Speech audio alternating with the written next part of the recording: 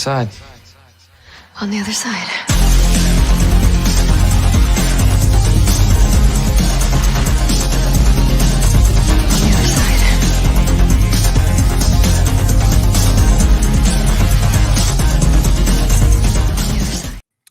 What is going on, everybody? Welcome back to the Radpackpod. I'm your host, Garrett from Born to Be Rad, a.k.a. The Rad Influence. And I'm Mel from My Killer Podcast, a.k.a. The Rad Hatter.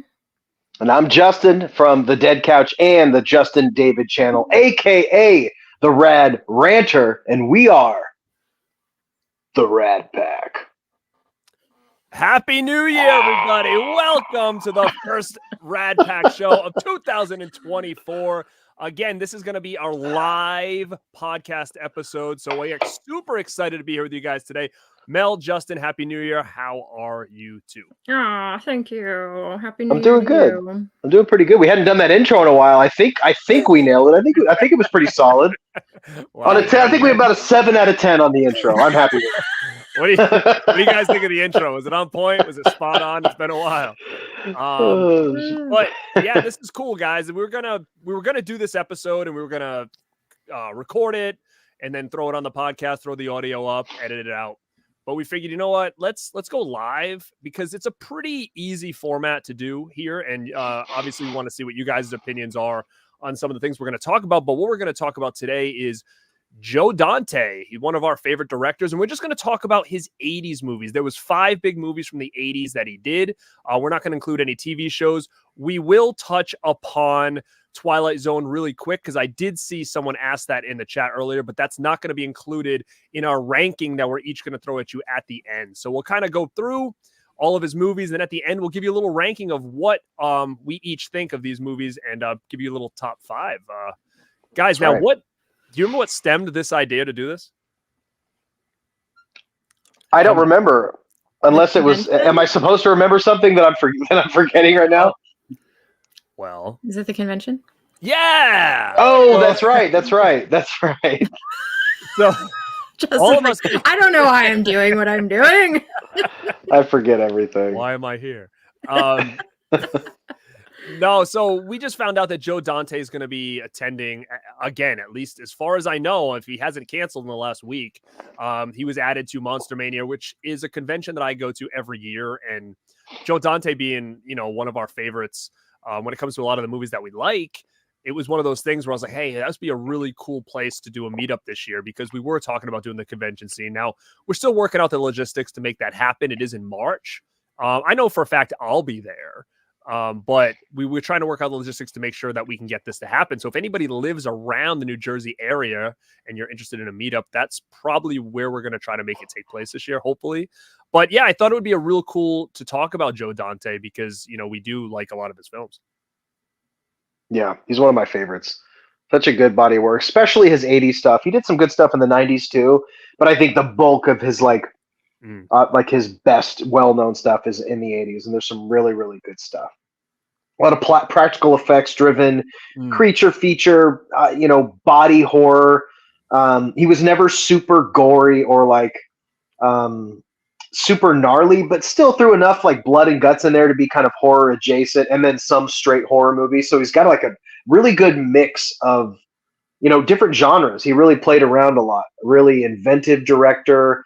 A great, unique visual style. He just really had his own thing going on. He was like Steven Spielberg's like, troublemaking little brother or something. You know what I mean? Because they still movies felt very polished and they had good stories and they were shot well, but they were just a little more gritty than like your usual like, Steven Spielberg type stuff. But I don't know. I put them in the same family. I think they work together a lot, right? Mm-hmm. Like Spielberg produced a lot of his stuff. So I always kind of put those two together in my head. But, they're his Spielberg did produce a lot. And it was kind of because Spielberg's name was attached to a lot of these movies, I think it kind of helped them in a way. And it kind of, some of them fell into the Amblin, his Amblin line. I don't know which ones exactly. I know for a fact it was obviously Gremlins and Inner Space were the two I knew. I don't know, Mel, do you know if any of the other ones were in that as well? Or? I think Explorers was. I don't know. But what we can do, guys, is before we start talking about these 5 movies, we'll just throw through the chat and see who is in the house. We have 40 people hanging out right now. Movies in a flannel shirt. So what's going on? Will the episode of Twilight Zone be included? We'll talk about it. We'll do a brief talk about that segment. Due to those movies, Cody Pack is like rad medicine. Rad medicine is what I need. Oh, shake it up. Rad. Congrats to Cody. Loves movies over there, Mr. Horror YouTuber of the Month. So congrats to him. Oh, congrats. Hall & Oates, what's going on? Adrian James in the house. Chris Snyder, movie Misfits. Go check him out. I am doing well. How are you two doing? Fantastic. Wow. How's that? You too is Mel and Justin. Just so you know. Oh. Me and Justin are just like, meh. We're doing good. We're chilling. Clearly doing great. We're chilling. You're like, Garrett, that didn't land, whatever the hell you just said. Let's see. What up, John Doe Juggalo? Chris says, smash the like button. Yes, please. Yes, thank you, sir. Tiana loves movies. What's up? It's a rad kind of night. Yeah. That's All right. Let's see. Wilkie. Corey, what's up, man? Welcome to the show. Chrissy, the slasher dude. Slash likes for the Rad Kings and a Rad Killer Queen. Look at that, huh? Look at that. Hell yeah. I like that. Killer Queen. And what's Justin, the Rad Jester? What is he? Come on, man. Freaking perfect. Or Put some respect on my name. Can you be the Rad Prince? Are you the Rad There we go. I like what we do. My Killer Podcast in the house. What up? What's Fozzie up, Mel? Rotten. Let's get rad. What's up, Fozzie? What's up, Foz? David. Hi, this will be fun. Joe Dante has such a varied filmography. I love a lot of his movies. Yeah. Agree. Tiana with a super chat, kid. Remember the Rad Pack, don't get your gremlins wet and don't feels them after midnight. Feed them, feels? I think she meant feed them, but don't feel them either. That's inappropriate after midnight too. All right. Well, thank you for the super chat, kiddo. We know how we do here. Let's get a little super chat action for you. What we got? Oh, we got to do this one. Of course. You know why they call me Mo? No, what? Because every time people give me money, I always want more. I love Moriarty. It's good. It's good. All right. Let me see. Bryce, what's going on? Retro Irk, how are you? Facci Cinema. The one and only. What's up? 1/4 of the Radsman. Go check out Facci. What's up, dude? Go check out our latest episode of the 4 Radsmen. Yeah, we did a little New Year's show over on the Facci Man's channel. Sorry, I'm skipping through. I'm just trying to say hi to everybody here. Spam, what's up? Razor's Edge, what's going on? Oh, Justin's the Rad Duke. Okay. There we go. I like All right. Wow, this is interesting. I read Joe Dante was John Carpenter's choice to direct Halloween 3. That would have been interesting. That really would have, actually. Yeah. That's pretty cool.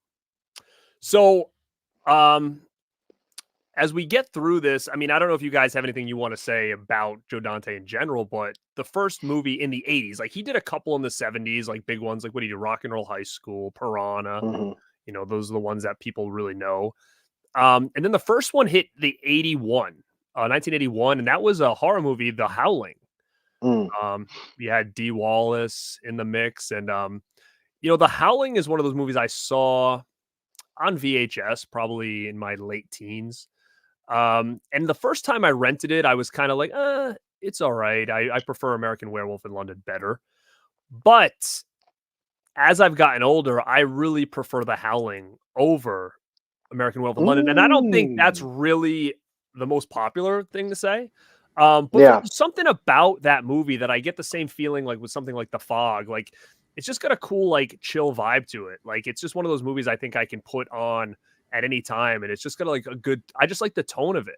You know, once they kind of get through that beginning part and they're like on that little island and stuff like that and the beach and all that other stuff. So I don't know. I really have grown to love The Howling a lot.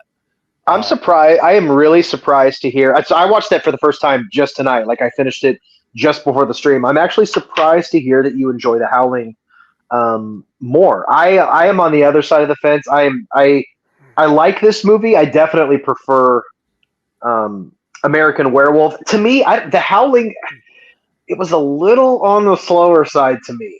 I was a little bored with it because I've tried to put it on a couple times before. Maybe I wasn't in the right mood, and tonight I finally sat down and watched it. And although I liked it, it was just a little meandery for me. The story was a little strange, but maybe I need to see it again. I don't know. Maybe I need a second viewing of it. It's different than I expected it to be.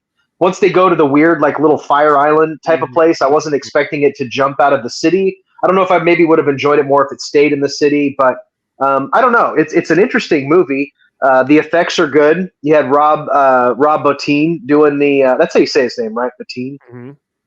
His name is spelled weird. It doesn't look like Bottin. But the effects were good. I know oftentimes, like, you almost have to compare for some reason American Werewolf and The Howling. Maybe it's just because of the transformation scenes, or they came out at similar times, and obviously they're both werewolf movies. They're very different. The Howling has a much more serious tone to it. American Werewolf has a lot of humor to it, and you'd think that Dante would have had a little bit more humor, and kind of injected into this one. So it's an interesting watch. I think I'm still processing it. The effects are good, though. How about you, Mel? Justin, was that your first time watching it? Did you say? Yeah, it was the first time ever watching it. Yeah. I felt kind of the same way. I thought it's a bit slow moving. Dee Wallace is great. Rob Bottin's makeup artistry is amazing. But it's not my favorite werewolf movie. I watched it when I was really young, and then I haven't watched it in a really long time. So I peeped it too the other day. And there's a lot of it that I didn't really remember going into it, but it's a pretty good werewolf movie. I had watched Silver Bullet right before that because I did end up picking up the 4K of Silver Bullet, and they're kind of similar. The werewolves are, because I think Silver Bullet gets kind of some crap about its practical effects, but the werewolves in this movie and in that movie kind of look similar in the way that they did the practical effects and the costume and stuff. So I thought that was kind of interesting. What year did London come out? American Werewolf. I think it was early 80s, for sure. Okay. So they're within like 2 or 3 years of each other. They were definitely close. 81, so it was the same year. That's exactly. Oh wow! So that's why they get compared so much. Yeah, that's interesting. There's a nice little because Joe Dante, of course, just like many directors and producers and all that shit, came from the school of Mr. Roger Corman. There's a nice little Roger Corman cameo at the beginning that was kind of cool. He's at the as Dee Wallace is waiting to get on her payphone. Roger Corman is like the impatient guy waiting for the payphone, and then he kind of gets in there and he has this little creepy moment. But yeah, that's interesting. The same year, huh? Yeah, that's crazy. And like I said, I think the slow pace of it is actually kind of why I like it. You like the vibe. It does have kind of a dreamy vibe. The score is kind of different than you'd expect. It definitely has a vibe to it, for sure.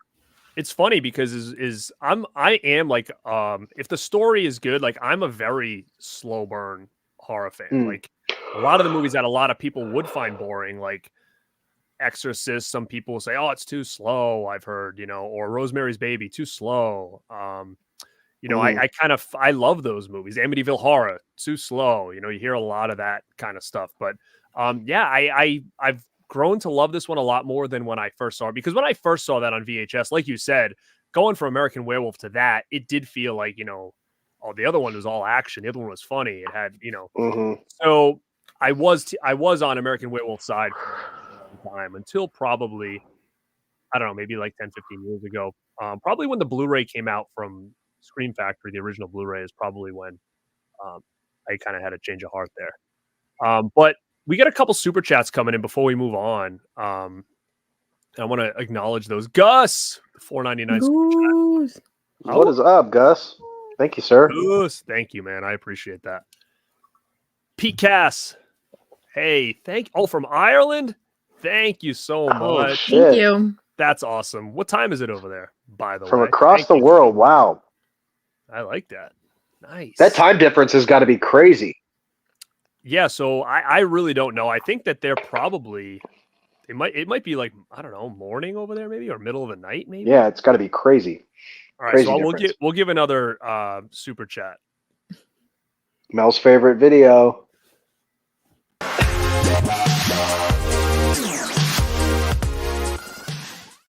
I thought it was going to be the Mo. I thought it was going to be the give me some Mo again. I The one wanted him with the to, chick is like so cringe.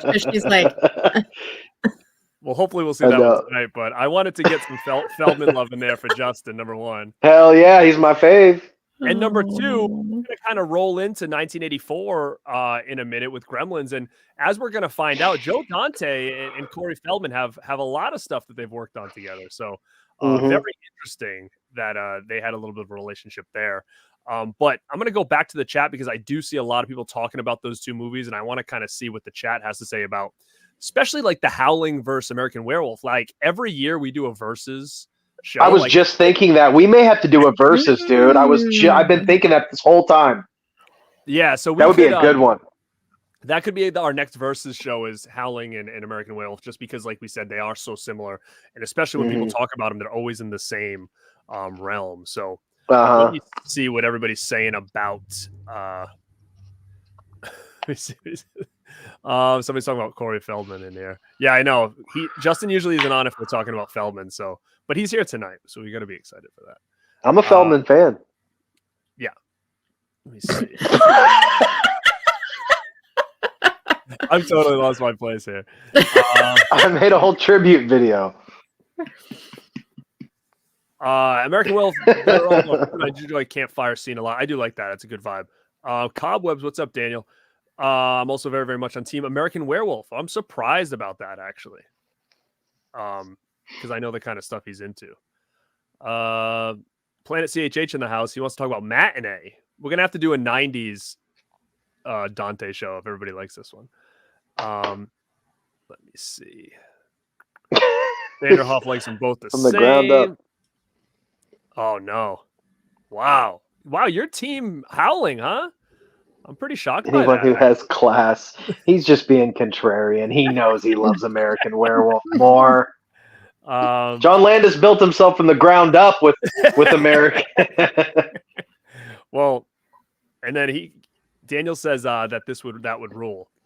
Yeah, we got. I would like to do that just to really. I would love to watch Howling again, dig into the meat, find out, like, get some production, like find some behind the scenes stuff, find out where Joe Dante's head was at, and dig into it a little bit more.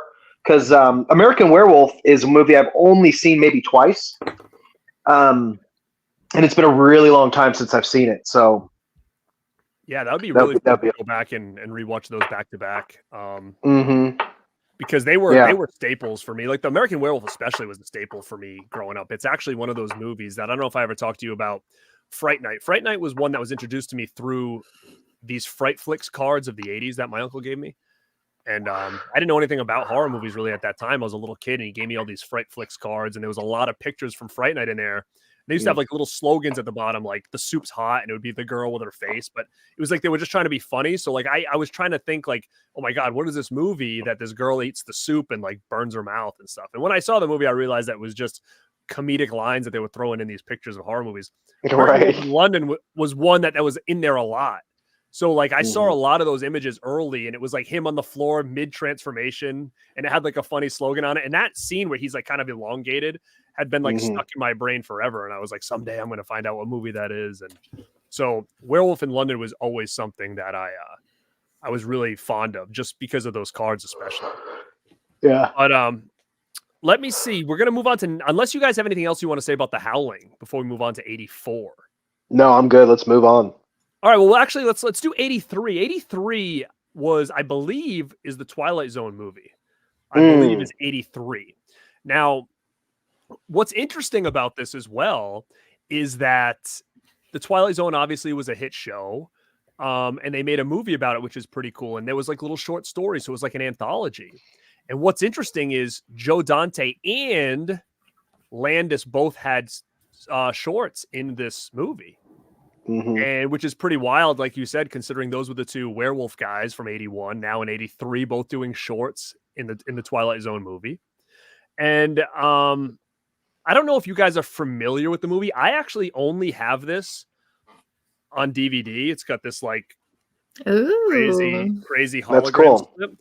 This thing, I remember when this came out on Blu-ray, it was kind of a bare bones Blu-ray. And I remember seeing it at the store and I was like, oh, I'll get that someday. Dude, that Blu-ray is so hard to find. It's so pricey. It's so expensive. And that's got to be having a release soon. It's been released in a long time. And even this is pretty hard to come by now. And I don't know if it has to do with the controversy with the movie or if there's issues with it for other reasons. So I don't know how familiar you guys are with this.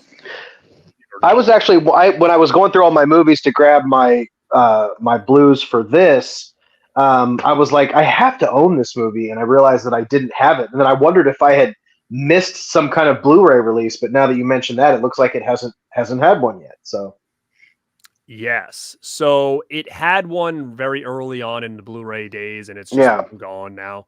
Like hell out of print. Oh yeah, way out of print. So the Landis short, I don't know if you guys watched that show Cursed Films. It was actually, they talk about it on there. He did this one short it was actually a really good short. And I'm trying to think, this guy goes, so basically this guy was like, I'm trying to think exactly. He was just an asshole. He was kind of a racist. And then he ended up like waking up and finding himself, I think in like Nazi Germany or something like that. And then people are chasing him. I think they think he's colored or something like that. So they're chasing him around. And there's a scene where he like runs across like the water. But during the filming, they had him carrying kids across the water, and a helicopter that was in the scene fell and sliced him and the kids in half. That's so insane. Yeah. Oh my God. Yeah. You guys. The footage is out there, and it's crazy. It is disturbing, man. I can't believe. I mean, that's why I think Dead Pit actually just posted, and I commented on his post about this. In my personal opinion, and we're kind of going into a tangent here, I think Landis should have been held a lot more responsible. I mean, he was the captain of the ship. He had this crazy, if you see the set, there's a whole overhead camera that's filming the entire set. And it's like a war zone. And they have this old actor carrying these kids across this crazy set with real bombs exploding in this helicopter, and it just falls right on top of them. You can see the blade just go whoosh. Yep. And it just chops them. And they never should have been in that vicinity of that action. Kids too were not even actors. They were kids that they were locals. Yeah, they were locals that they wanted to do the scene, and it was brutal, man. And it's one of those things that movie is now cursed. And I don't know if that has anything to do with the release on this and why it's kind of not come back out. Yeah, it wouldn't surprise me. But yeah, I would say watch Cursed Films, Chris is saying. And I agree. Yeah, it's on Shudder.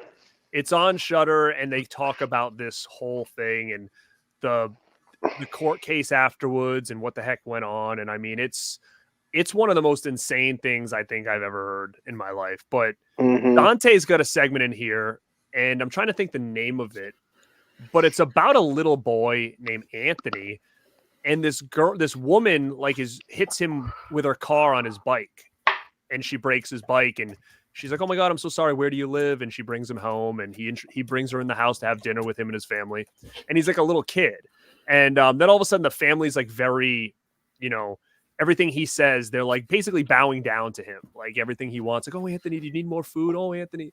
And the lady's kind of looking around. She's like, what's going on here? And basically he's almost like the devil. And he starts doing all this crazy stuff, which is almost it turns this whole movie into a cartoon. The effects in this damn thing are so friggin' sick. I don't know if you've ever seen it. I don't remember that short. This guy pulls a rabbit out of the hat, and it's this big, huge, scary rabbit. There's a Tasmanian devil. You guys are gonna search for that on at least on YouTube. I think I'm confusing which one is the Leslie Nielsen and Ted Danson beach thing. That's Tales from the Dark Side? Creepshow.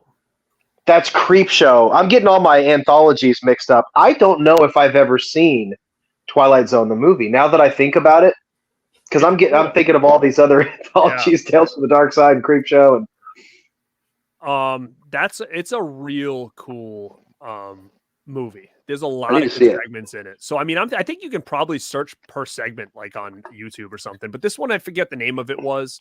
But I'm seeing if anybody said it in the chat. But it's a cool one. It's really good, and the effects are amazing in it. So it did pretty well. I had that one. I did have some box office stuff for that one. Had a $10 million budget. It made $30 million. Wow. So it did pretty good. June of '83. Mm-hmm. So yeah, you guys make notes. So you got to check out Twilight Zone the movie and check out Cursed Films and learn about that scene, because it's crazy. Like the fact that, and now I'm trying to think, like that short is still in the movie, right? Like somebody in the chat let me know they didn't cut the short out, right? They just had to, I think they had to splice in a new ending and like use something they had already filmed, because he died. The main actor died during that scene. Yeah. So I'm pretty sure it's still on the movie. I don't think they cut it, but correct me if I'm wrong, anybody in the chat. But yeah, now we go to 84, and this is where Dante really, hit it big with Gremlins, which is like a friggin' staple of my childhood. There was so much Gremlins in my childhood, with as far as like, I had these records. I still have them. I got them at Burger King. They were like little records that you would play, and they would tell you the story and stuff. There was like 5 of them. God, that's an amazing collectible. You still have them, huh? Yeah, you want me to go get them right now? Oh, that's really cool, man. I would like to see that. All right, yeah, all right. You guys talk Gremlins. I'm gonna go get them. Gremlins. Mel, you got the chat? What are people saying in the chitty chat? They're still talking about the Twilight short, which I looked that up, and I feel like I recognize that bunny that's like coming out of the hat, but I don't remember the story, so I must have saw it a really long time ago. But the set for Gremlins was the same one used in Back to the Future. Oh, no shit. So that's a fun little factoid. Like the same backlot and stuff? Yep, the same Universal Studios backlot. Oh, that's rad. Mm-hmm. That's the scene with at the beginning, right? When they have the Christmas music playing, the first opening scene, Christmas. So that's like the big town, like that is really, really cool. Yeah, it's the same town. But here's these, and I don't know if you've ever seen these before. Look at this. This is part 1. Oh wow, that's so cool. And so what is actually on them? So it's like a book, and then there's like a little record that you would put on, and then there's like a picture. It's like a book that you follow along with. Like, so there's a narrator narrating the record, and a part of me feels like it might be the dad in the movie, but I'd have to go back and check. But yeah, this came out in. Let me see the dates here. 84. Man, those have to be rare, dude. I bet those are eBay fucking high price stuff right there. Number 2, and then it's got a cool back too. Oh wow, I need those. So yeah, very old. I'm pretty positive I got these at Burger King. And this is part 3. It's got the Gremlins there, and it basically is just the whole movie. Like it's just basically he's reading you the movie basically, and it's just in 5 sections. And then this was another cool one that I always liked. Was that last one? We're coming up on. This is 84, right? Yep. We're coming up on 40 years. We're gonna have to do like a 40 anniversary Gremlin show. Oh, dude, I'm down. Yeah, we'll have to do that. You know what I ordered today? That I've been. Did you? I've been. No, did you say the girl Gremlin. I did. I knew it. I missed it the last time. I was like, wait a minute, what? I thought you just meant like I bought a girl. Like, okay, like a real doll or something. Keep her in the closet. I've wanted that thing for so freaking long, and I kept on watching it's sold out on Big Bad Toy Store. The pre-order was out. Everywhere it was hard to find, but I went to NECA's site and they had like 9 left in stock for the pre-order, and I couldn't stop myself. I just have to have it because I got my Flasher Gremlin. The NECA Flasher Gremlin is superior. It looks way better, so I kind of wish I had that one, but that one still looks good. But you have actually have the Greta, don't you? Or you have the Flasher? I know you do. No. I got Stripe, which is right there. That's The Trick or NECA Treat one? Studios. No, Trick or Treat. 'Cause Oh, NECA so you don't have the only NECA ones? did- I've got one NECA. I've got the original NECA one. The first Oh, movie okay, they okay. did, it's just a plain green gremlin. And it's pretty tall, though, right? It's got like the green goo on it. I think it's a little he's- bigger than the Trick or Treats. They're bigger than the Trick or Treat. I prefer the Trick or Treat ones personally. Do you? Yeah, I mean, I just feel like they feel more screen accurate. Like the other ones are more animated looking, like they're more detailed, but they're big. They're big. They're a lot bigger, and they're all the ones that NECA did are all part 2, so that's why they have a different kind of look to them. Okay, right, So right. I don't know if like if she's gonna tower over. Well, which one did you get? Did you get the NECA or the Trick or Treat? There was only one for the female one, right? They only NECA did that one. Right? Yeah, it's the NECA one. Yeah. Okay. Yeah, but I mean that's gonna be with the green hair and stuff. Like it's gonna be pretty. It's gonna pop for sure. Oh my god, it's such an incredible looking piece. Yeah, I didn't think I'd ever be able to get it. I'm so glad they did another run of them. Yeah, for sure. Dead Pit's in the house. They said they interviewed Joe Dante. I did not know. Oh no shit. That's pretty cool. That's incredible. Pretty cool. He's got I don't know if he's still doing it, but he actually Dante has a really cool podcast. What's his podcast called? I can't remember. I don't know. I didn't even know he had one. Yeah, he's got a podcast. It's really, really cool. It's been a couple months since I've listened to it, but I used to listen to it every week. He just talks about, he has people on and they talk about it's kind of like, oh, you know what it's called? It's called The Movies That Made Us. And he has directors come on. Yeah, and he has directors come on and they talk about the movie that got them into film and kind of got them into movies. And they're really, really good conversations. And Joe Dante is so entertaining to listen to. He has a real kind of kooky personality and a kind of a crazy voice. And he's super fun to listen to. So if anybody's looking for a new podcast, yeah, it's called The Movies That Made Us. It's a really, really great podcast. Kind of random, but I just thought about that. I want to throw that out. That's cool. Mel's writing it down right I now. am writing it down. Okay. Oh, it's fun. You'll love it, Mel. It's a really fun podcast. For an older guy, you'd never know it. He has him and Landis are very animated. I'm pretty sure he had Landis on for an episode too. Were they fighting over the werewolf movies? No, they were just chit chatting. Landis is kind of I have to have him in small doses. He's a lot to listen to. Oh, dude, he's like really kind is. of fucking annoying to listen to, but he's just told such you an he, egomaniac. He was kind of a dick when I met him, to be honest. I bet he was. He seems like kind of a pompous, kind of egomaniac type of guy. Yeah, he was on the phone during our whole interaction. So oh my god, really? Yeah. What the hell? Yeah, he didn't get off. He didn't tell me to wait a second. He was like, okay, who's it for? Okay. Yeah, that's exactly what happened. God, thanks a lot. I'm like, God, what a dick! He's such an asshole.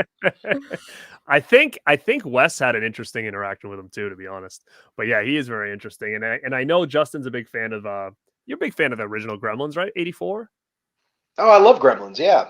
And Mel, I think you definitely are, right?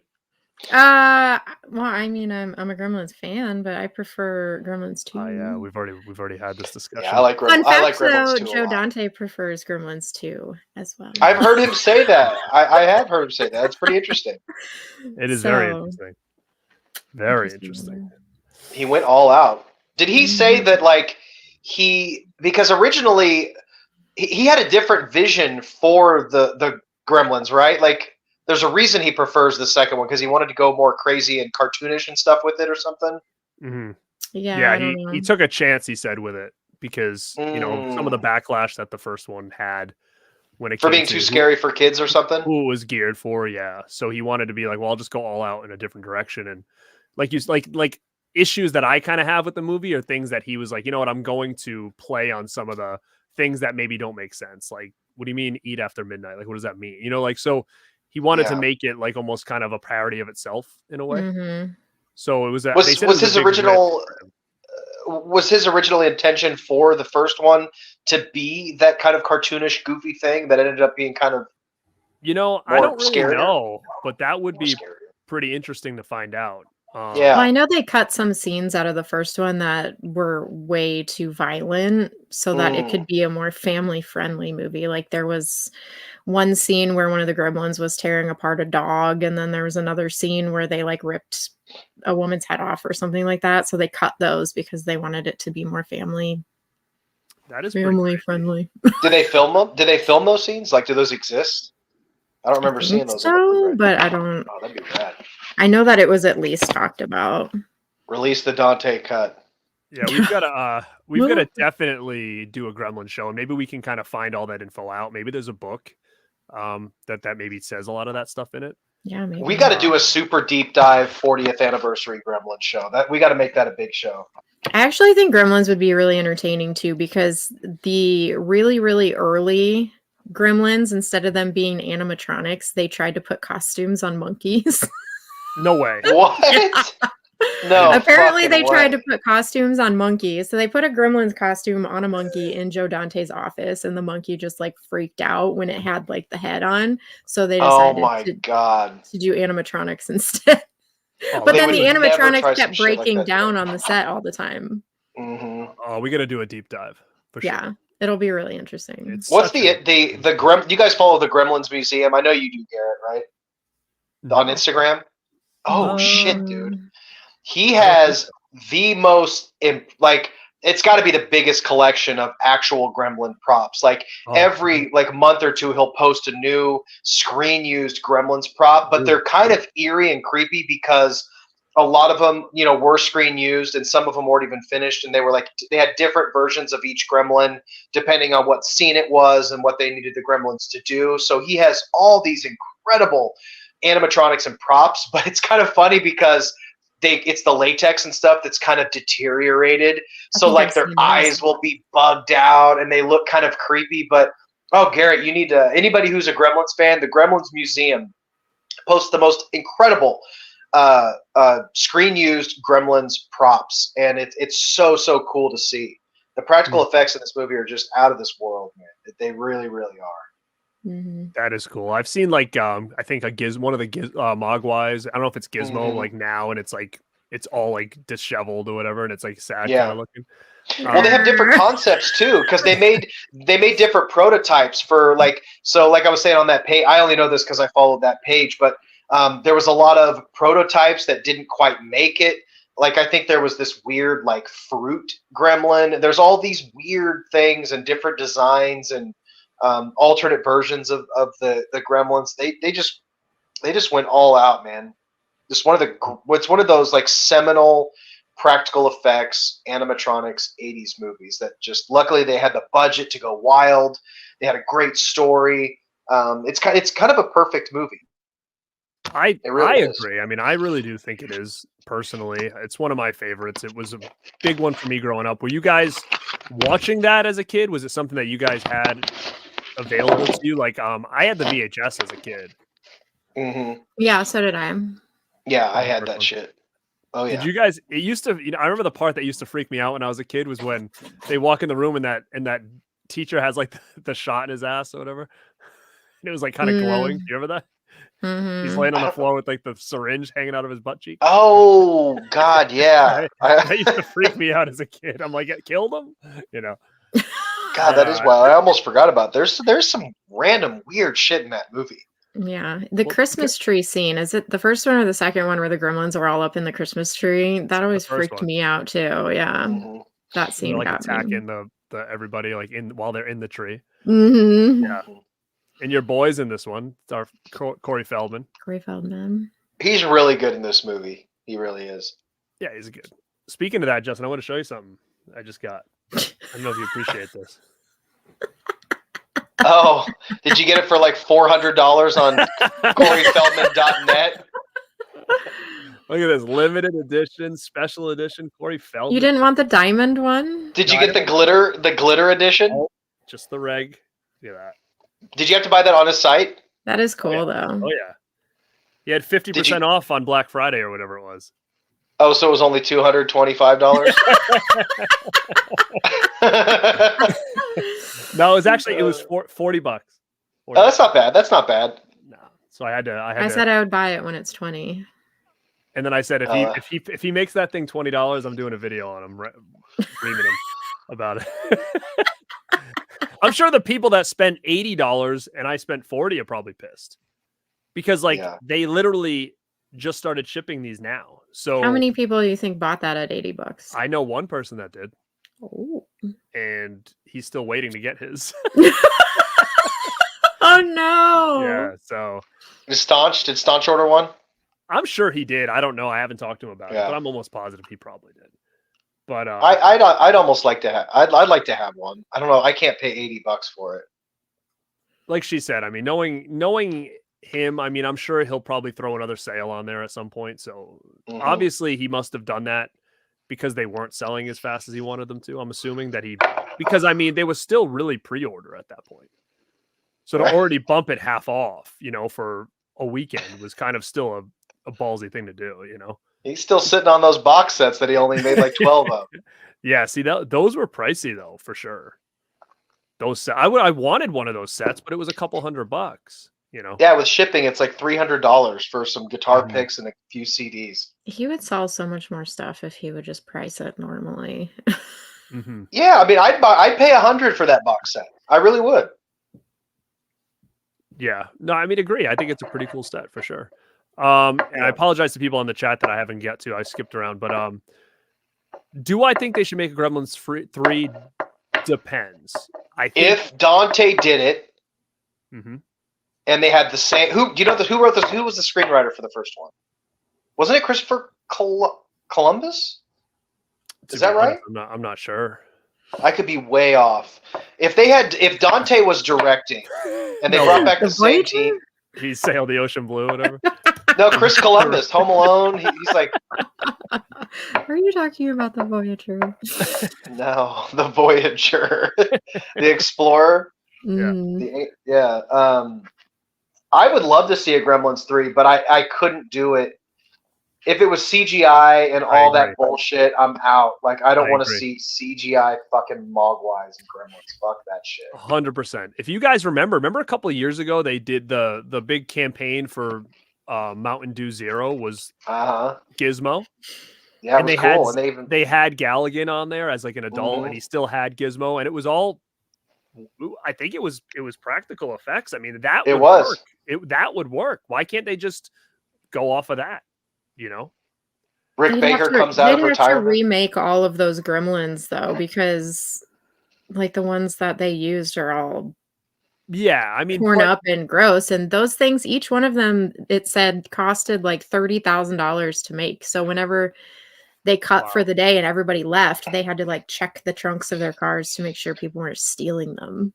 I mean, to be honest, like if they used some of these, like this Trick or Treat studio, I mean, one looks freaking identical to the movie. So I mean, even if you had a couple that were like doing the main shit and then like some background ones that were just kind of fucking flopping around or whatever, I'm sure it would have it would be okay. Like, I mean, think about how they did the original one. Remember that scene where they're all in the snow coming towards the house? That was CGI, but at the movie theater, we just see them like kind of jumping in the air, like from a distance. Like they can mask that, and just have like, 10 or 20 just regular ones or whatever. But I mean, I can't imagine how much it must have cost for part 2 with all those, the spider, the bat, the vegetable. I think it had twice the budget, because the first one was a fucking mega hit. So it was only $11 million budget, which is kind of crazy. Adjusted for inflation, that's probably what, 25 million or something. Probably twice that now. It was only 11 million. It made 152 million at the box office. So it was like super, super successful. Came out in June of '84, which is kind of interesting. It's kind of a Christmas movie, and it came out in June. I don't know. That's what I saw on the box office page. I don't know if that's correct, but I'd be curious to know the budget on the second one. It had to have a bigger budget. It had to be twice the budget of the first one. Well, I'm hoping that they do something cool for Gremlins this year. I mean, I do have a 4K of it. I do have some nice editions of it. I don't know, hopefully they do more like, I don't know, maybe like you said, props or something different, like a new line somewhere, but I don't know. Gremlins 2 doesn't have a 4K, does it? No. I don't think so. Okay. It's got a Blu-ray. That's it. $41.5 million in the box office God. for number 2. Damn, that's a big drop. Wow. That's crazy to me. People just weren't feeling the goofy slapstick Gremlins. Do you think it was just too far away? Like, I mean, you got to think about it. That was 6 years later. Maybe. I'm still surprised that it how much was it again? 50? 41.5. Wow. According to Google. Well, that's why we didn't get a Gremlins 3 right after that. I guess so. And it was interesting because I remember they asked Rick Baker to come back. I think a creature designer or special effects guy named Chris Wallace, which is a guy I hadn't heard of, kind of did the designs. And then Rick Baker and his team did all the fabrication and all the stuff. And they asked him to come back for the second one. And he said he could only do it. He'd only do it if he could do like whatever the hell he wanted. So that's why we got all those crazy Gremlins. And a lot of them didn't even make the movie. But yeah, Rick Baker's awesome. God, think if he came out of retirement to do Gremlins 3. Well, that's what he said. I'm all for Gremlins 3 if only to revive the Mini Monster Sun Driver. Like, I agree. Yeah. Like, I do miss that kind of stuff. Mm-hmm. As cheesy as it is, like, I miss it. And then we can talk about that later because there's something like very similar in tone I want to talk about with one of his other movies. But it's just, again, I think it's obviously his biggest movie to date. Mm-hmm. No question. Huge fan of it. I think we all are. So definitely keep your eyes on that. We'll work on that for this year and do some kind of Gremlins retrospective, like a complete show on it. Maybe have different props or any kind of physical media we have, and we can showcase different things from our collection and stuff. I know Justin's got that flasher. I don't know if he wants to take him down, but yeah, he's right there. He's looking over me. He's on his little perch. But sometimes those things are hard to display. Like, I had to build a stand for this guy because he wasn't standing at all. So yeah, they don't. The fact that those things, I complained about that a lot. They need to come with a stand. The NECA, I think the NECA ones do, but that thing was not cheap, and they didn't include like just a little wire stand. I think that's kind of shitty. You can make one, but yeah, they don't like to stand. They kind of hunch over. The legs kind of bend. Mm-hmm. You have to lean them against like a corner wall, or they ain't standing up at all. So right? Yeah, exactly. I had to build something for them. I mean, it was pretty easy build, but at the same time, it was just, you shouldn't have to for that price. Exactly. All right, so let's take a move. We're gonna move to the next year, 1985, and this is a kind of a kids sci-fi movie. They've done a lot of those kind of things back in the 80s. And this is with the Explorers. I love this movie so much. Hell yeah. Come on, man. It doesn't get enough love, man. Nobody talks about Explorers, man. Woo! Now, was this a staple for you guys growing up or no? Oh, this was a main staple. This was on a VHS tape that was recorded off, I think, HBO or something. We had Explorers. And I remember this tape so vividly because it had 3 movies on it. I think one of the movies was The Little Prince, Explorers, and one other random movie that I can't remember. But I didn't own any official release of it, but I had the taped off TV version of it. And God, I watched this movie so many times. It's so good. How about you, Mel? I watched it a couple times when I was younger. It wasn't a staple for me, though. It's kind of a boys' movie, right? Like a little boys' clubhouse kind of.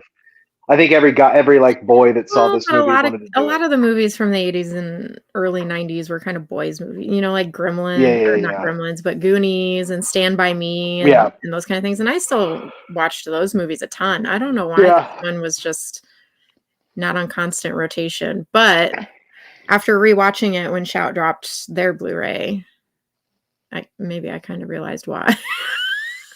Okay, I'll get to that later. Okay.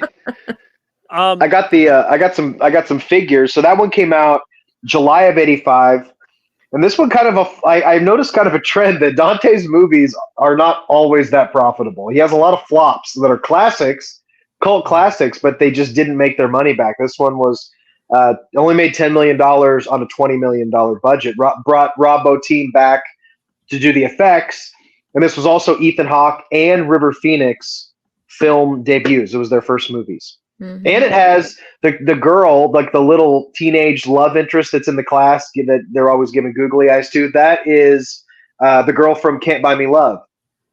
She was real young. Kelly. No, or not Can't. Yeah, Can't Buy Me Love. The blonde girl. Okay, yeah. Amanda, is that I what her name forget. Mancini, Cindy Mancini. was? Yeah, this one wasn't one I watched as a kid. Surprisingly, I didn't see this. Oh, really?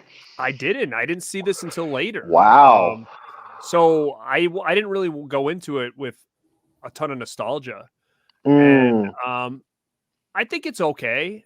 I think I like it, but I don't know. Like I'm a little bit. I could see if I was a kid, I would have liked it a lot more because I don't know. I just wasn't a really big fan of what those aliens looked like at all. So that's the thing about Explorers. Like it takes a complete turn. The movie like breaks up into two halves, and I've heard a lot of people say that they like the first half but not the second half, and vice versa, because the first half is like the kid kind of adventure thing. You have River Phoenix and his like crazy German family, and he's like this wonderkind scientist, and they're building the spaceship. Those type of sequences are always fun when they put together the spaceship, and then they have the big reveal.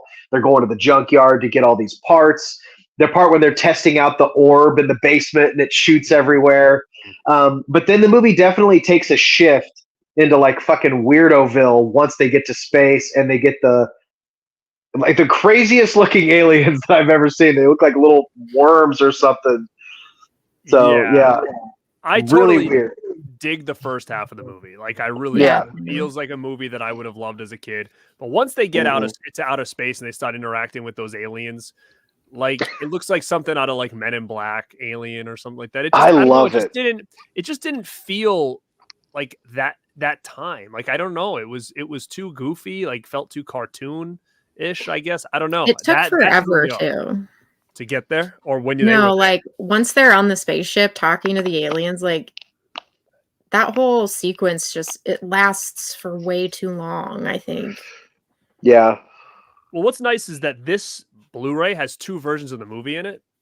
So I don't know the differences if anybody else does, but there's the home video cut and the theatrical cut. So I don't really know if maybe we'll trim some of that down. I really don't know. It's only 3 minutes of a difference. Theatrical is 3 minutes longer. So that's interesting. That is interesting. It is weird. I like when they get to the spaceship because they have that weird spider thing that kind of crawls. I remember the sounds of the spider legs like hitting the floor is like really wild. And then the aliens are super weird. I need NECA figures for those aliens. I want that figures. Would be kind of cool. Oh, dude, they would be so. I don't think it'll ever happen. There's just not enough love for this movie, but I would love some figures. This movie kind of reminds me of Flight of the Navigator a little bit. Yeah, a little bit.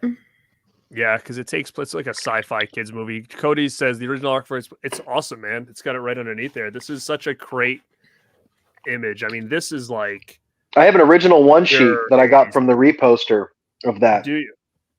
Yeah, that's awesome. That's awesome. The bikes and they're against the fence. So cool. Yeah, it's really, really dope. So it's surprising that this didn't make a ton of money, but I did a little bit of research and they found out that a lot of these movies that Dante did that didn't do as well as they should have in the box office completely smashed it after it hit VHS. And rentals were huge and became cult classics later. Yes. So they relied heavily on that. This is an interesting question just because it popped up. Chris asked, do we prefer NECA figures or Toonie Terrors? Personally, me, the NECA figures, I actually have not bought any Toonie Terror figures, and it's been like one of the hardest things I've had to do because I'm such a FOMO guy and I like love all that shit. I'm like, I do think it's cool. Like it reminds me of if they were on Scooby-Doo or something, but it depends on the characters. Like if it's a more goofy character, I wouldn't mind. Like for instance, if the Explorer aliens had Toonie Terrors, like that would be perfect. But sometimes it throws me off a little bit when it's like a super serious character that like now looks a little cartoonish, but they are very, very cool because I think didn't they do an Art the Clown? Didn't he get one? I don't know. I don't think so. He did. I almost bought Teen Wolf, and I may still get it, but I never bought it because I buy anything Teen Wolf, but I'm afraid to buy anything from this line because that's what happened with these damn Funkos. Oh for yeah. years I avoided them. And Mhm. I said to myself, I'm never buying one of these things unless they do Lost Boys. And they did Lost You open Boys, the so I bought them floodgate. all. And then I've had all the Lost Boys, so I was like, well, I might as well get Karate Kid too. So then I get the Karate Kid stuff. Then I was like, well, I might as well get Back to the Future because that's like my favorite. And then I got Back to the Future, but then all of a sudden Back to the Future, there was like 30 of them for Back to the Future. variants, So I got all those. And then it became like, oh, well, maybe I'll get, they did Teen Wolf, I'll get those. And then get a couple killer clowns and dude, I've sold them. I don't have a ton of them. I probably have, I don't know, maybe 50. But I've sold a lot too because they do go. I sold a Killer Clowns one for quite a bit of money actually. Did you? It was like an exclusive one. Was it the black light ones, the black and neon ones? This was I think this was the first Killer Clown that ever came out. The first one. I would know if you said it, but it had like a little sticker on the bottom that said like, convention exclusive or something. Yeah. It was probably the first one that came out. I think I sold it for maybe $100. But like I have sold some of those. I had like a black and white Pennywise one that I had sold, and that's cool. But that's what I'm afraid they of. They have a Jack Torrance I really want. Who's your favorite? They had a variant with blood. They always do ones where they do a regular one, and then they'll do like a blood variant and stuff. Like they did. I think they did. Did they do an American Psycho one? Yeah, the blood they did. I have that one. He's got the clear raincoat on. Right. Yeah, it's really, really cool. They did that with Ghostbusters too, where like they'll have the Ghostbuster guy, and then they'll have one where he has like slime on him or something. Yeah. Yes, I do have the New Kids on the Block ones. Yep. Thank you, Mel. You're welcome. Did they do Gremlins Funkos? They had to. Did. Just Gizmo? Gizmo and the Gremlins. Like I don't think they did Billy or anything like that. I think they just did the Gremlins and Gizmo. Which is it's just kind of weird because it's like, I don't know. Like that was a weird one to me. I didn't get them, but it's just kind of a weird the way they were designed because it's like, I don't know, they're just creatures, I guess. So it just kind of looks a little bit weird. Do you guys collect? I know Mel's got some Toonie Terrors, right? I have one. I have the Ghostface one. Oh, didn't you get the Killer Clown set, the 2-pack? Funny story. So I ordered those like a year ago, and I still haven't gotten them yet. What the hell? Why does this keep happening to me? Yeah, I mean, I've been in contact with the company, and they're like, "Yeah, we don't know why we haven't got them yet." But what's the name of that company, by the way? Huh? Not Big Apple, is it? No, God, I don't remember. It was a company I've never ordered from before, but I was like, I can buy these on Amazon right now, and they're like, "Yeah, I know. I don't know why we haven't got them yet. But they're still coming." Oh, that's so annoying. That happened with the stupid Mad Balls figures that I got. I ordered; they were on pre-order for like over a year. And then before I got them direct from the company, Big Bad Toy Store and other places were selling them, and I'm still waiting on mine. I hate that. I hate when those companies do that. Yeah, no, I'm seriously considering just ordering them on Amazon and then canceling my order. I would. But before, like the last time I talked to them, they said November. They would come in November. So I was just kind of waiting, because it was November was coming. So I was like, oh, well, if I get them in November, then no harm, no foul. It just took a really long time. Well, it's January. Yeah, that's bullshit. Yeah, so I would cancel them and just get them somewhere else just in case. Well, yeah, because now I'm worried that they've been out for so long that maybe they're going to sell out now, and then I won't get them at all. Yeah, I would work on that for sure. Those are really cool. I probably need to snag. Maybe that'll open the floodgates for Toonie Terrors for me because they did a hat. Didn't they do a Victor Crowley? Yeah. Yeah, there's a couple that are kind of cool now that I think of it. They did a Reagan and stuff. Yeah, there are cool ones. I'm afraid though, if I get one, it's going to open up the gates. So I mean, hopefully, as much as I want them to do Lost Boys, I don't want them to do Lost Boys because. Oh my God, if they did Lost Boys, I'd go ham. I definitely would. I mean, there's no doubt I would for sure. Big ideas in the house. He said, Star Explorers and Cable back in the day. People who don't like the aliens, what else would you do at the movie? I like aliens. I just didn't like the design of them. Yeah.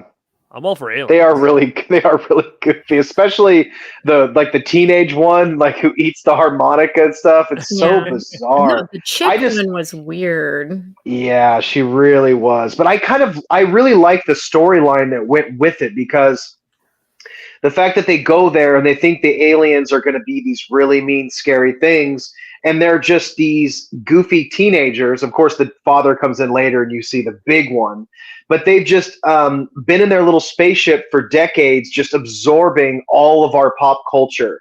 And there's that really cool sequence showing all of the things that they've seen, like the people, like how people kill each other in wars, but then also the music and the pop culture. I just thought it was a really cool thing that these aliens kind of observed humans for decades or however long and knew everything about everything. You know, they knew all the characters and TV shows, and they had that big screen and stuff. I thought it was really cool. Yeah, but if you don't grow up with it, I could see how if you didn't have that nostalgia for it, you pop it in, it's like a 30, 40-year-old man. You're like, what the fuck is this shit? I mean, I think I saw it I was probably, I don't know if I was in like my late teens when I saw that, but I think I was digging it until they got into space, and then I was like, yeah. It was okay. So then I bought this because I was like, I want to rewatch it because it had been so long since I checked it out. And I did rewatch it, and I kind of felt the same way. I really liked it. But I think once they got into space, I just wish the aliens had a different look to them, especially because, in a lot of the Dante movies and stuff like that, like, I mean, they had a cool look, but I just feel like to me, it didn't match with the tone of the movie. Like, it kind of was it just had a different vibe. It changed the tone of the movie for sure. A lot of people feel that way, for real. Like I've heard that a lot about this movie. Well, then as we roll into 87, it was another one that Spielberg was producing. It was part of his Amblin line. And this was actually they thought was going to be a big blockbuster hit, but it didn't do well either, I think. And that is Inner Space, which is like a sci-fi comedy. See those snapper cases? Do you guys own this one? I do. I thought I did, but I couldn't find it. Which really makes me sad. I get nostalgic when I only have a couple of these. Oh, see, mine's not a snapper. Mine's just a regular. Oh, it's not? No. You know, it's funny. I do my delivery. I drive a truck and do deliveries during the day. And one of my deliveries, I ended up going to this old folks home, and they had a TV set up, and they had a bunch of these movies just sitting around. I just fucking snagged this on my way out. I just fucking grabbed it. I was like, holy shit. And you know what else they had that I wish I would have fucking grabbed? Justin, don't glaze over the fact that you stole from the old people. This wasn't from like an individual old lady or something. No, I know. It was probably an old folks home, and that was like their movies. So it's like, that was probably one of the old people's favorite movies, and they came out of their little room. And it was in a box. They never watched these movies. They were just, people would come by, like their parents or whatever, just dump movies. They were just constantly dumping VHS tapes and stuff. I knew this thing wasn't going to get watched. I just knew it. They also had a box set of that Monsters show that's like super rare now. Yeah. But I didn't know enough about it, so I passed on it. But yeah, I stole this from some old people, and now I have it. It's real clean. It's a clean copy too. You're the fucking worst. I wish they had like footage or something of you scurrying through the box of movies and leaving with a handful of them. I eyeballed it for like 2 or 3 weeks, and one day I'm like, I'm gonna fucking take that movie. Do you ever go back there and check out what else they got going? No, I haven't been there. It was a stop I don't have anymore. But you should just go. You should just go there just for old time's sake, just to see if see if I can snag some more movies. The lady's gonna be like, "That's him. That's the guy that stole my movie." Some old lady's favorite movie. I knew I wouldn't have taken it if it was. I didn't go to some like lady's room and steal it out of her nightstand or something. Now, I think that Inner Space is probably, at least in the 80s, is one of the movies I think that doesn't ever get talked about from him. Or in general. Yeah, and it's so good. It's so good. And I was going to say, I almost guarantee both of you love this movie. I love that movie. I love Inner Space. I could tell. It was a staple for me. Where Dennis Quaid and Meg Ryan became a thing, and I loved them together until she cheated on him, and then that sucked. But their chemistry is so good in this movie. Good. Yeah, Meg Ryan is like for each other. Yeah, and she's so cute in this movie. Like she's just adorable. Dennis Quaid is such a stud, and he's just like so charismatic. Definitely. And Martin Short. I mean, Martin Short. That scene when he plays the piano. I still laugh hard at that. But then it's got these amazing practical effects, super wild concept that must have been like, it's a super ambitious story to tell, especially in the 80s, like to where now if you did something like that, obviously it would just be a big CGI cartoon movie, but you really felt that he was inside this body. Mm-hmm. And if anybody hasn't seen it, it's a movie about this guy who comes up with a miniaturization system where you get miniaturized and then he gets put into a vial, Dennis Quaid, and then injected. There's a whole story. He wasn't supposed to get injected into Martin Short, but he ends up in Martin Short. It's kind of like the Magic School Bus, really. Dennis Quaid floating through Martin Short's, veins and all of his stomach and all of this different stuff, and it's so wild.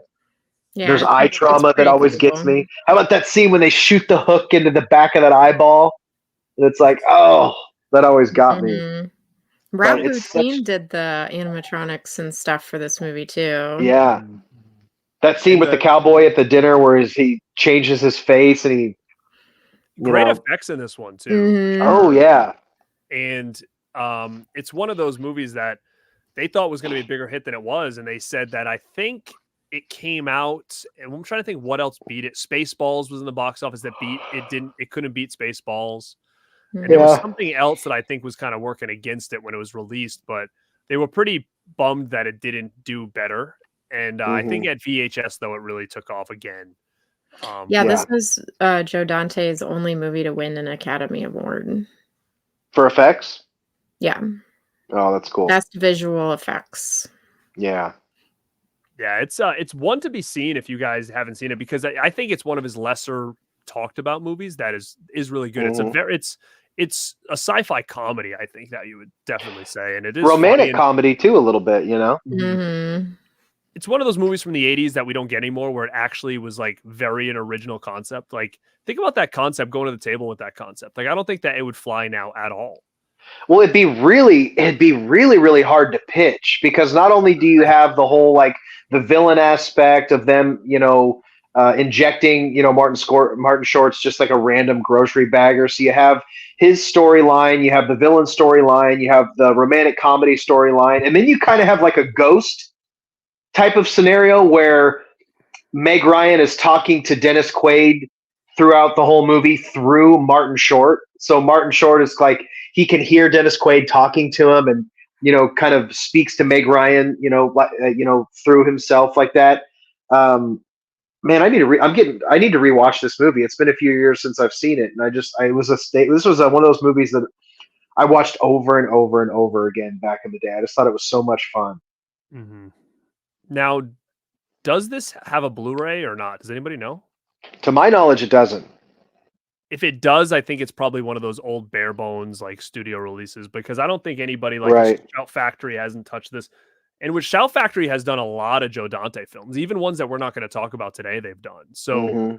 What's the Warner Brothers title? Is Scream Factory still putting out a bunch of Warner Brothers stuff, or no? I don't. You know what? I don't think so. Maybe actually. Now that Amazon owns Warner Brothers, it does have a Blu-ray. It does. Oh, does it really? Yeah, it has a Blu-ray, and it's only $12 on Amazon right now. Damn, how do I not own that?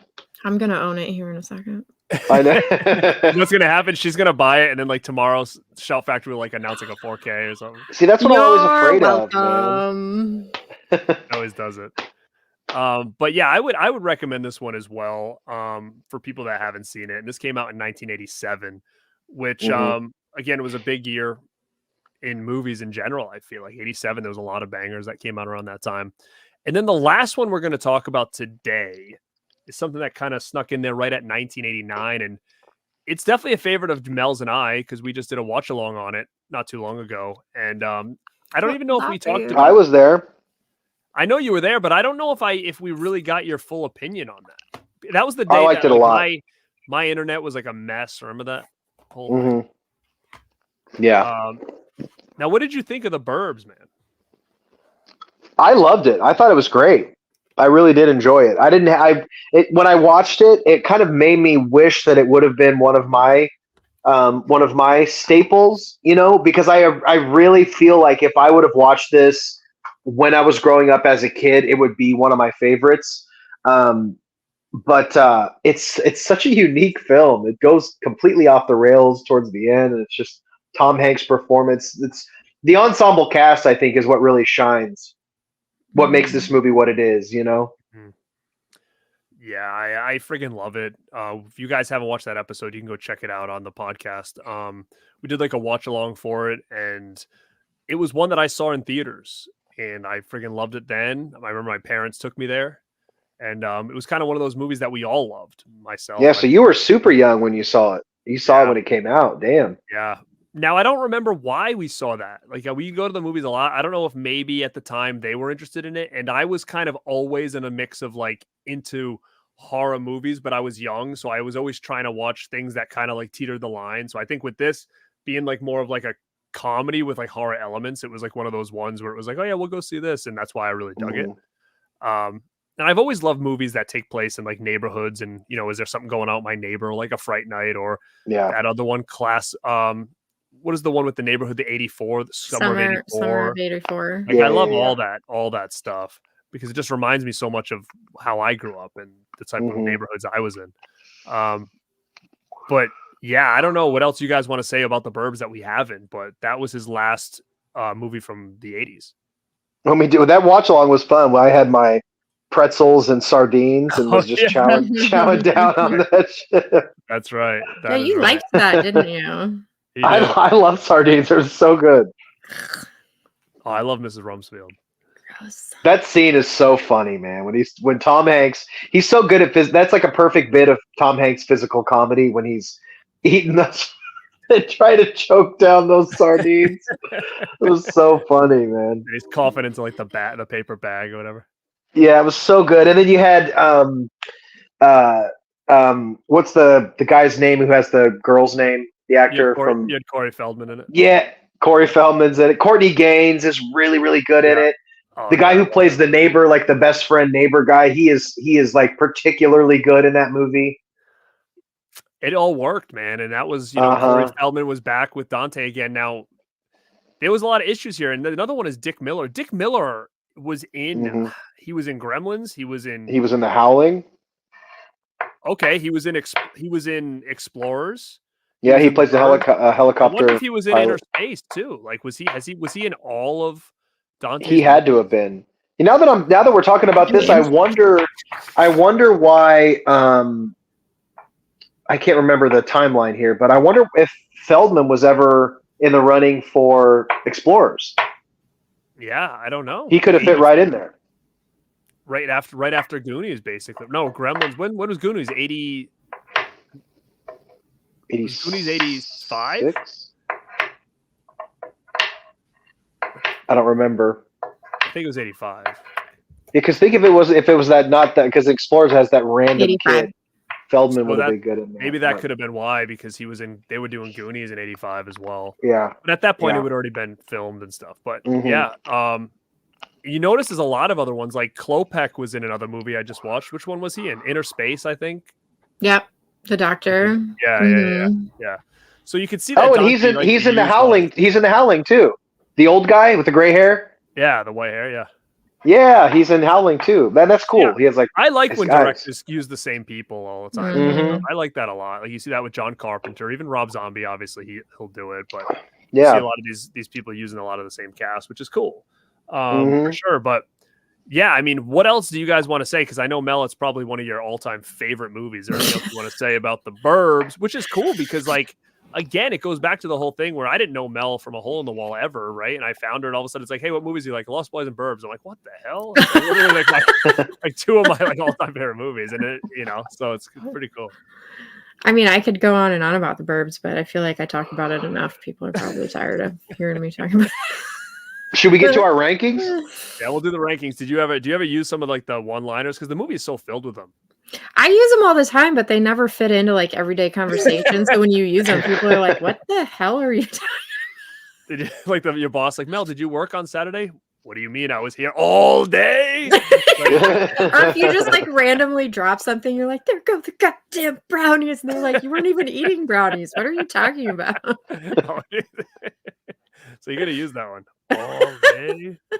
All right, we're going to do our ranking. But before we do our ranking, we're going to give a little shout out to Studio House Designs. We can get all your cool merch, and keep your eye on them on Instagram because I think they're going to be doing a couple drops soon. So you want to check them out, and you'll give you a little code ski tonight to put on there. So here we go.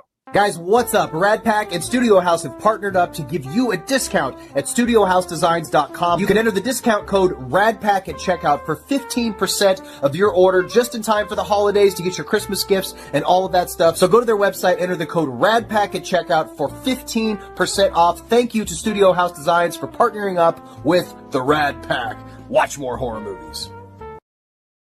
Go buy some shit. They have great stuff. Go buy some shirts, man. Support the Rad Pack, support Studio House. Yeah, code RADPACK, 15% off your order. So definitely check that out. Actually, really quick before we get into, did you guys have any, I guess we could save these maybe for another Dante show, but I did want to shout out, Christian mentioned it earlier, Matinee is a really fun movie that Joe Dante did. Yes. Where John Goodman has this movie theater where he tries to create all these gimmicks for movies. It's like a really old-timey, it's a different tone than almost any of his other stuff because it's a real throwback. But I highly recommend Matinee. It's got the cool Shout edition. And then I'm really curious to see what people's opinions are on Burying the X, because this was a movie that Joe Dante made a movie in the 2000s, came out from RLJ. This movie is awesome. It's a really, really fun movie. It's a romantic comedy about this guy who has this girlfriend who's obsessed with him, and she dies. And then he gets a new girlfriend, and the other one comes back from the dead, and she's like, "What the fuck? Why do you have a new girlfriend? This is crazy." Alexandria Daddario, Anton Yelchin, and Ashley Greene. I don't know if a lot of people like this movie. I think it's great. It's like really horror adjacent. Yeah, it's fun. It's kind of like My Boyfriend's Back, but it is. And I love that movie. It puts a spin on it because the dude doesn't really want to be with the girl that comes back. He wants to be right. So when she dies, he's like, yes, I can like go date this other chick, and then she comes back because she like is in love with him, and it's like it's great. All the performances are great. You got Alexandria's Daddario's, and then you have Anton Yelchin. I don't remember it. I own it. I think I even have a Blu-ray of it, but I think I have the Blu-ray too. Really have any recollection of it at all. I think it came out around the same time as another movie that I bought around that time. I don't know if it was called like Sell Your Dead or something. So now I can't really remember which one is which. But if I've seen it, I've only watched it that one time when I first bought it. Was it 2015? So that's really not that long ago. Interesting. Yeah. I'll have to go check when we get done to see if I do have that on Blu-ray. I'm almost positive I do. But I probably should rewatch it. Yeah, it's a cool one. All right, should we do our rankings? Sure. So we'll go round robin style. We'll do our number 5s, number 4s, number 3s, and just to see if we're on the same page or we've got a bit of a different ranking going on. Should we do like call out number 5 and we just all hold them up and see where we're at? Ooh, fun. Let's do that. It'll be a little quicker that way too. All right, what's your number 5, guys? Are you ready? You want to do a count? Count it. 3, Ready, 2, 1. Ah, you bastards! I thought I was gonna get made fun of for this. Look at that. So I got Howling at number 5, guys. I understand you didn't grow up with the nostalgia, but I get it. That's kind of the same thing for me. I didn't really, it was okay. I just didn't love it. You know what I mean? So should I go with what I think Mel's going to pick or what I pick? I don't think our 4 is going to be the same. Right. I don't think so either. Are we doing 4? Number 4 in our top 5 ranking. Ready? 3, 2, 1. Okay, we all 3 different ones. Okay, I'm sorry, but I have, I didn't grow up with this one, and there's other ones that I was really, really nostalgic with. So although I do love this, it's falling low on the ranking, but it's not because I don't like it, and it's not because it's a bad movie. But the other ones just come a little bit ahead of it because I grew up watching them so much. So that's unfortunately, a tough thing with the ranking, especially when you're doing only a top 5, because like right, number 5 is still like I like it, but I had to pick. Yeah, exactly. I mean, we can say none of these movies are bad movies, but you guys are both wrong on your ranking already. Inner Space does not deserve to be that low either. All right. Yeah, I agree. We got a Mel, count us down. 3, 2, 1, go. What do you got? Okay, another. Okay. I thought. Wild over here. Howling's up on that list. I like that you like the Howling, man. Oh man, this is a freaking tough one, dude. Yeah, it's tough. Well, not for me, but for you guys. See, I thought for sure your number 1 would be locked. I already had your number 1s picked, but now it looks like it may be. Well, my for Garrett at least. I know this one's tough for Garrett. Yeah, for yours, Garrett. Okay, ready? 2. It's number 2, right? Is that okay? Yeah. Want to count us down, Justin? 3, 2, 1. The Burbs. Oh. Can somebody hold up Inner Space for me? Oh. Okay. I don't own it. It's coming in the mail on Saturday. I love that, Garrett. I know that was tough for you putting that at number 2. Yeah, I don't like that at all. Below the house. Mel, I love that you have Inner Space that high on your list, Mel. Yeah. I love Inner Space. That's cool. The story is so creative and so unique, and Dennis doesn't get enough love, I feel like. Yeah. And Mark he's Short great. is so adorable. He is. He's so, well, I don't know if he's adorable. He's funny in it. He's adorable. Are you guys watching Only Murders in the Building? Him and Steve Martin are together in that. Is it? I've heard nothing but good things about that. I have to see it. Is it a show? It's a TV show, yeah. Oh yeah, I don't watch TV shows. I don't at all. I just feel like I'd get too. Yeah, it's too many for me to do. Just watch the good ones, like Only Murders in the Building. What other? You know what other one I like with him? What's the other Clifford I like? You ever see that one? The Big Red Dog? No. Oh yeah. It's a he's the kid. Short movie, Clifford, where he plays a little kid, but it's him, but he's like he plays a child. Oh, ew! Yeah. It's like adult him, but he plays a kid. Yeah. It's funny. He's got the little dinosaurs though. Yeah, it's funny. I don't like it. The dad from Beethoven. Yes. All right, number 1, guys. Number 1. Count us down, G. We've got all different ones. 3, 2, 1, go. Okay. I kind of knew what your guys was going to. I thought maybe you were going to do Burbs for number 1. Garrett, you're not doing Burbs. It was a man. It really was. Like, I wanted to do Burbs, but I'm like, man, Gremlins is like just a freaking masterpiece. I don't know how I can deny that, you know? Yeah. Yeah. I had to go with Explorers, man. Explorers should not be that high for sure. That was your number 5, wasn't it? Yeah. It was tough between these two, but when I thought about it, I just love, like, I don't know. I love like the Goonies Stand By Me kind of aspect, and it just gets a little weird. This was tough, and I could almost they could interchange a little bit, but Explorers edges it out. Too. I'll be honest. Yeah. I do watch the Burbs more than I watch Gremlins on a regular. I watch the Burbs a lot, actually. Gremlins, it's an easier watch. I watch this every Christmas, and I still do. Yeah. But Burbs, I watch, multiple times a year. It's very rewatchable. Mm-hmm. Mm-hmm. So if you guys haven't seen the Burbs, I recommend watching that. Actually, if you haven't seen any of these 5 movies that we talked about, I recommend watching them because they're all really good. And he had a very, very strong 80s. Now, if you like this concept, we could easily dive into the 90s, and hit some of those if you wanted. But you know what? I like doing these kind of rankings with like actors or directors and breaking it up into maybe years because it just makes things go. Like if we would have done his whole filmography, we would have been here all night. I like this. I like the way we did this a lot. I think we could definitely repeat this because it was a little daunting when you have to span decades of a filmography and kind of narrowing it down to specific eras. I think made it kind of fun. Yeah, I was a little worried too. I was like, oh my God, there's like 40 movies I have to watch. Yeah. Yeah. And he started making some weird shit in the 90s and 2000s. Right after like Small Soldiers, it got a little bit wonky, right? Because that was what 90? Was that late 90s or early or mid 90s? Small Soldiers. Do you remember? I didn't even know that was him, to be honest with you. Yeah, they actually, it was a kids movie, but like he didn't want to make it a kids movie. He wanted to make it really violent and stuff, and they were like, no, you got to pull it back. 1998. Oh, so it was up there, huh?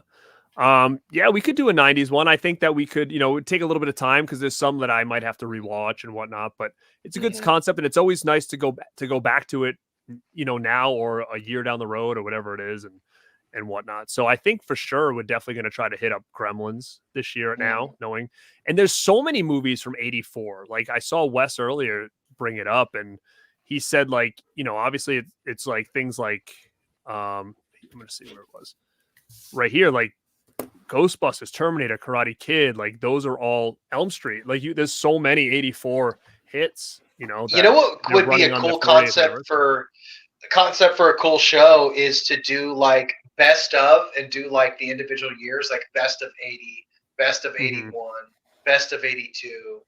We could really go through the years and make some really cool. Maybe that could be like a member show or something.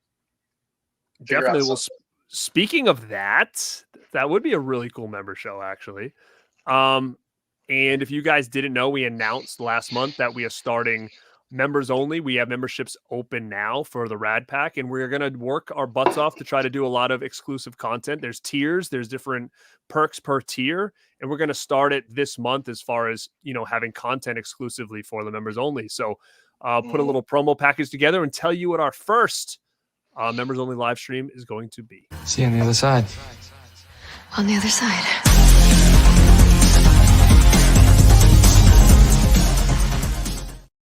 All right, so we're going to do a live stream, and it's going to be with just the members that are current on our members only, and we're going to do it this month, and we're going to talk about the Rad 9, because that was a huge thing for us last year when we created a Rad 9 and a community challenge. Well, we're going to do another one probably in February, and we want our members to help us choose the concept.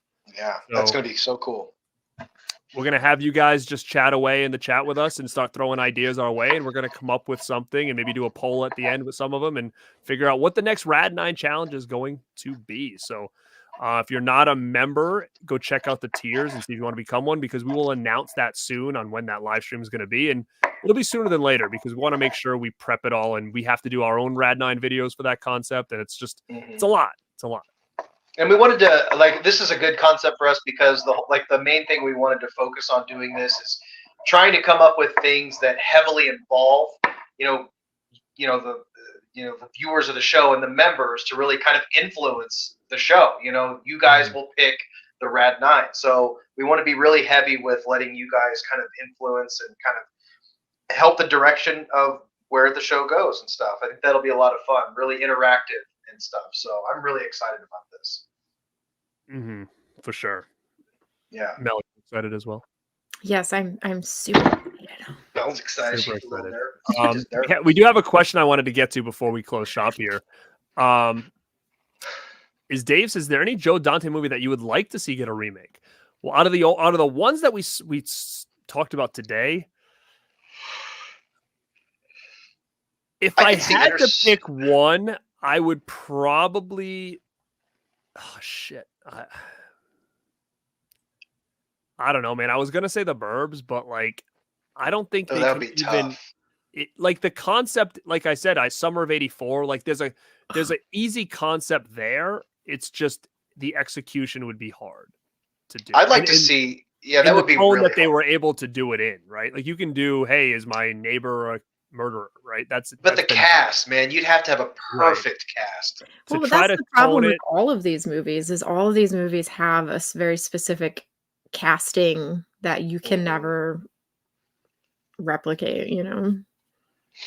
Yeah. Like River Phoenix and Ethan Hawke and that kind of stuff. Like, I could see Inner Space being a good remake. I could see them picking some really cool actors. You'd have to have a comedian in there for sure. You know what I was thinking is if they would have made it like 10, 15 years ago and had like if Judd Apatow was able to do like an inner space thing, you know, where it's like Seth Rogen gets injected or something like that, or that whole Danny McBride would be fucking great as like the, you know, I'm big into that cast. Like, is there anybody out there that's like kind of cool? Like, I could see Jim Carrey doing it because, you know, the thing was with Martin Short is he was able to make all these like weird faces and stuff where it made it look like something was going on in his face. And I'm just trying to think, is there anybody out there in the last couple of years that is like that animated? I don't think so. It would have to be a young Jim Carrey too. Right. You know, actually, who would be I think Robin Williams was in line to do that part. Oh, that would have been cool. Yeah. You know who they'd make the Dennis Quaid part now would be fucking what's his face, the guy that's in everything. The guy with the brown curly hair. The Community, Jurassic Park, the guy that's in every movie. Guardians of the Galaxy. Oh. What's his name? Oh, the main guy? The main guy. Chris Pratt. Chris Pratt. As what? The main guy? As the Dennis Quaid. They pick They pick like a hunky big star like that. I like Ryan Gosling would be a fucking great choice for the Dennis Quaid part. I think Ryan Reynolds could be. Yeah. They said Ben says Bill Skarsgård. Bill Skarsgård's great. I'm down with that. So yeah, I would say, you know what, you're probably on point. Out of all these, Explorers would be cool actually too. Explorers could be really cool. They don't make enough of those like kids movies anymore. Like I was really into the remake of It because it was cool to see like movies like A Stranger Things where it's like about a bunch of kids and like a coming of age kind of thing, and they're out there playing in the woods and whatnot. Like we don't get that stuff anymore, so it would kind of be cool to see maybe a play on that with something like the Explorers, where you go to like, you know, you just think Stranger Things but with 3 kids that are trying to build a spaceship and whatnot. Like that could be really cool. There's opportunity for that with more kids based. You know, I'm really surprised with how big Stranger Things was that we didn't get just a plethora of kids adventure, like a whole new wave of those kids adventure movies. You know, I wish we did because those were like some of my favorite movies growing up, and I think due to nostalgia only, I would be drawn to them. Like I did like the first part of It Chapter 1. I love Stranger Things. I mean, I think I definitely would be interested in that. So I do think the Explorers could be something else they could really make work now. But again, it's going to be with the right cast. But good news is we got new member. Woo! Yay! Thank you, Tiana. Hey, Tiana. We need a member clip. Do we have a member clip? No, but I will work on it for sure. Yeah. So what do you call that too? When it's like where people help you make decisions. What isn't that like a name for that? Consultant? Like, yeah, but like they're part of the board or whatever. Like the board. The Radpack board. Yeah. Yeah. Like the board, the chairman. Yeah, like the chairman. Yeah. We gotta go through them, like they help make decisions. But no, thank you, Tiana, for sure. Whoop, girl. See, even what's up, buddy? He says, I would like to see more movies made with kids. Summer, exactly. I think that we definitely need more stuff for that. I don't know why that. Like some edgier ones, like some hard PG-13. I don't think you got to go R-rated, but like a nice, you know, one that isn't such like back in the 80s where they weren't like just straight like kid movies. They were like kind of grown-up kid movies, you know, that didn't baby the audience. We need more of that. Radcom. We really do. The Rad Committee. Rad Committee. Yeah, the committee. I like that. But guys, so that was pretty much what we wanted to run through today to start the year off. And like I said, it was one that we were going to just do recorded, throw it on the pod, but it was cool to do it live. And you guys, you know, in the chat kind of helped us out with some of this stuff, told us which ones you like. But what I want you to do is if you're watching this on the replay, or even if you're in here live, go to the comment section. Number one, hit the like button. We haven't even said that yet today. Hit that like button. Go to the comments, and I want you, based on the 5 movies we talked about today, let us know your ranking. Good call. Is it the same as mine? Is it similar to Mel's? Is it similar to Justin's? I'm curious to see out of these 5 movies where you guys would kind of place these, because as you can see, ours were actually very different. They started off very similar, but they ended very differently. So it's really cool just to see. And I think nostalgia maybe has a lot to do with it. But Cool time, guys. Do you have anything else you want to say? Is there anything coming up on your channels that you guys want to talk about in 2024 if you haven't done that already? My next video is going to be about the one and only Mr. Bill Murray. That's my next video that I'm working on right now. Similar vein to my Tyler Henry, Corey Feldman video. Next on the chopping block is going to be Bill Murray. So chopping block. You're gonna try to get him right when Ghostbusters comes out. He's a national treasure, Justin. Oh, is he? Is he? Well, we'll just see, won't we? We'll never know, right? He is. It's undeniable. No, I won't watch it. Justin, can you just make videos that I can watch, please? Just make a list of people that you don't like, so that you can share my video on. Yeah. But yeah, that's the next one for me. She's gonna send you the Corey Feldman video and be like, "Can you do a video about this blonde guy that's talking smack about Corey Feldman?" He's really pissing me off. Shit. Mel, do you get anything going on over on your end over there for 2024? Anything new, special? Nothing new. I'm gonna be on the struggle bus to even get a video out this week, I think. So we'll see. Well, hopefully you get out one this month. Yeah, that'd be nice. We'll see. All right. Well, let me see what I got going on here. I'm going to be doing my Severin slipcover collection, which is those unofficial slipcovers that they put out. I know Justin's excited to see that one. That's going to be a cool one. Yeah, I wish I would have snagged some of those. So that's coming. We do have more Radpack stuff that we're going to focus on, and we'll announce those when we set the dates. I've got the Rad Rumble, the 5K Super Show coming on the 20th. So you want to make sure to go subscribe over to Born to Be Rad if you're not. And there'll be some guests on there. So you might see people from here on there. You might not. We're still working on some stuff right now. And just let them know where they can find you guys on your solo channels. My Killer Podcast. And for me, Dead Couch and Justin David. Are we gonna get a Gremlin? You gotta do a Dead Couch Gremlin Greta stream. Oh, I am. Yeah, I'm gonna do a whole video on that. With scissors in hand, right? Yeah, I'm gonna be very careful opening that one up. You're all done, and all of a sudden she's got like a new haircut because you like snipped half her hair. I know. I snip off some of her hair or dress or whatever the hell she's wearing. Leave her dress on, Justin. It's coming off. But gang, thank you guys so much for hanging out with us tonight on a Wednesday night. We had about between 50 and 80 people the whole time, so very, very cool to be hanging out with us. We appreciate it. And people on the replay, thank you for coming back in and checking this out. And this will also be on the audio podcast in a couple days. So you guys, if you're more interested in that, you guys can go back and listen to it that way. And this is the Rad Pack signing off. And like always... But wait, we have a new member. We do? Retro Irk. Oh. Yay. I wasn't even looking at the chat. Thank you. I was waiting to see if you were going to bring it up, and then I wasn't looking at the chat. Retro. Oh, that's awesome. Thank you. Yeah, thank you. Thank you so much. This is awesome, dude. We're gonna have a great little chat going.